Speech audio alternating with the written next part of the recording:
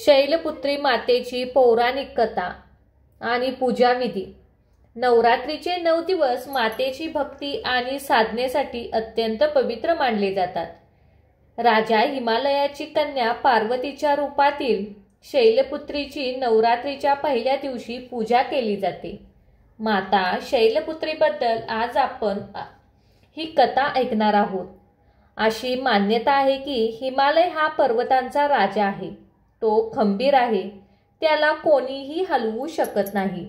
जेव्हा आपण भक्तीचा मार्ग निवडतो तेव्हा आपला मनावर भगवंतावर अशी अढळ श्रद्धा पाहिजे, तरच आपण आपले ध्येय गाठू शकतो। त्यामुळे नवरात्रीच्या पहिल्या दिवशी शैलपुत्री देवीची पूजा केली जाते। माता शैलपुत्रीच्या जन्माची पौराणिक कथा। शैलपुत्री मातेला सती असे म्हणतात। सती प्रजापती दक्ष यांची कन्या होय। वडिलांच्या विरोधात जात सतीने भगवान शिवाशी विवाह केला। त्यानंतर काही वर्षांनी प्रजापती दक्षने मोठा यज्ञ करायचे ठरवले। यासाठी त्यांनी सर्व देवी देवतांना आमंत्रण पाठवले, परंतु भगवान शिवाला नाही। देवी सतीला आमंत्रण येणार हे चांगलेच माहिती होते, पण तसे झाले नाही। ती त्या यज्ञाला जायचा हताश होती, पण भगवान शंकरांनी नकार दिला।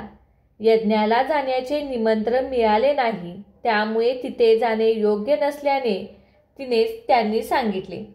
सती राजी झाली नाही आणि यज्ञाला जाण्यासाठी पुन्हा पुन्हा आग्रह करत राहिली। शेवटी स्त्री हट्टपूर्वक शिवानी सतीला तिथे जाण्याची परवानगी दिली। सती जेव्हा ती आपल्या प्रजापती दक्ष यांच्या घरी पोचली, तेव्हा तिने पाहिले की कोणीही तिच्याशी आदर व प्रेमाने बोलत नव्हते। तिच्या इतर बहिणींचे कौतुक सुरू होते, पण कोणीही सतीची चौकशी सुद्धा केली नाही। केवळ आईने सती मातेला प्रेमाने मिठी मारली। एवढेच नाही तर सतीच्या इतर बहिणींनी सतीच्या संसाराची थट्टा केली। तसेच सतीचा पती भगवान शिव याचाही तिरस्कार केला। खुद्द राजा दक्ष यांनीही तिचा अपमान करण्याची संधी सोडली नाही। हे सगळे पाहून माता सती दुःखी झाल्या। त्यांनी स्वतःच्या आणि भगवान शंकराचा अपमान सहन होत नव्हता। त्याचमुळे रागाच्या भरात सतीने त्याच यज्ञाच्या अग्नीत स्वतःला झोकून देऊन आपले प्राण अर्पण केले। भगवान शंकरांना हे कळताच ते दुःखी झाले। दुःखाच्या आणि क्रोधाच्या ज्वालात पेटलेल्या शिवाने त्या यज्ञाचा नाश केला। त्यानंतर माता सतीने पुन्हा हिमालयात जन्म घेतला। हिमालयात जन्म घेतल्याने तिचे नाव शैलपुत्री पडले।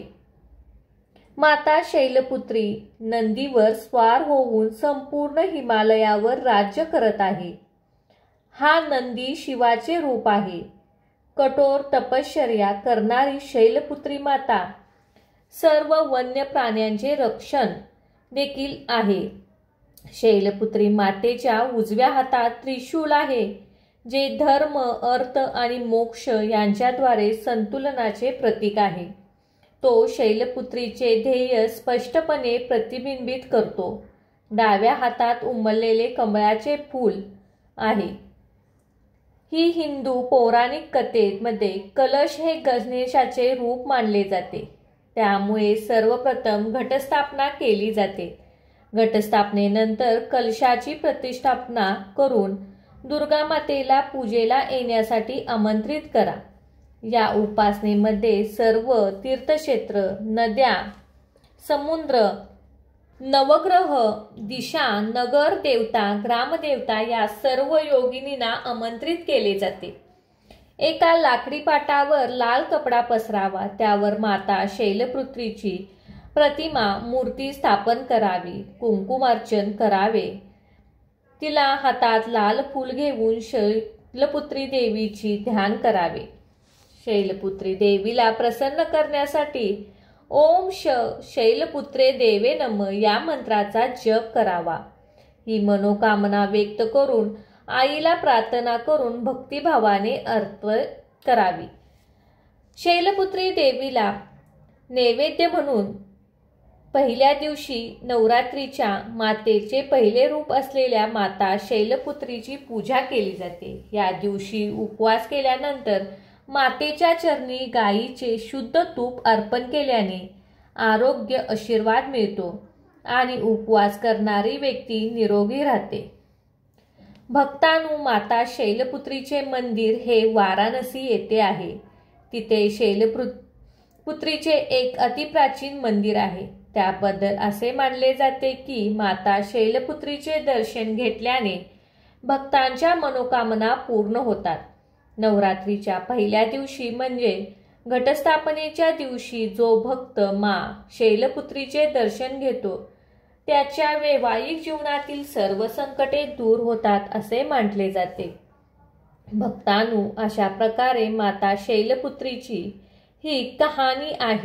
भक्तांनो, तुम्हाला जर ही माहिती आवडली असेल तर आजच आपल्या या चॅनेलला सबस्क्राईब करा आणि कमेंटमध्ये दुर्गा माता की जय नक्की लिहा. श्री स्वामी समर्थ.